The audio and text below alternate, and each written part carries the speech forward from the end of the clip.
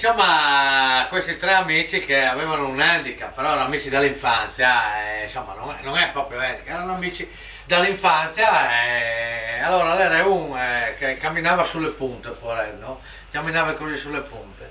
Un altro aveva la gamba un po' più corta, quindi aveva un po' di claudicanza, no? Che camminava così, e l'altro trascinava la gamba. Amici dell'infanzia, bravi anche perché erano amicissimi, e a un certo punto cosa succede? E decidi, tipo, c'è meno di fa, all'ingalignare, si mette c'ho le sorelle lì, c'è il sole lì, si mettevano di stirai, ben lì, e insomma, no? E nessuno vede che abbiamo questo problema, stiamo lì tranquilli, boh. E si mettono, arrivano a Lignano, mettono l'asciugamano, si mettono distesi lì tranquilli, boh.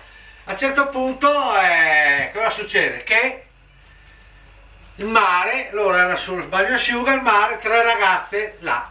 Ragazzi, venite a fare il bagno con noi, dai! No, guarda, no, stiamo qua bene anche perché vedevano il problema, se dovevano andare nel mare. No, guarda, stiamo bene qua, grazie. A un certo punto queste qua tolgono il reggiseno e il tettone qua. Dai! Venite a fare il bagno con noi! No, guarda, stiamo bene, abbiamo appena mangiato.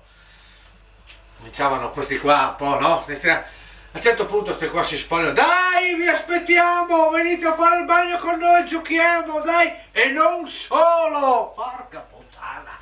Allora a un certo punto lì scatta l'istinto dell'uomo, io o voi, no, ma dai che vi o voi, mi invento qualcosa. Allora quello che camminava sulle punte va, io o voi, o voi, oh c'è cascato il calzavalonca, tac, nell'acqua. Puttana miseria, che latte, no, voi diciamo, ma no, vado io e tu seguimi, oh quante buche che ha questa sabbia! Vai avanti te che le copro io! Tac!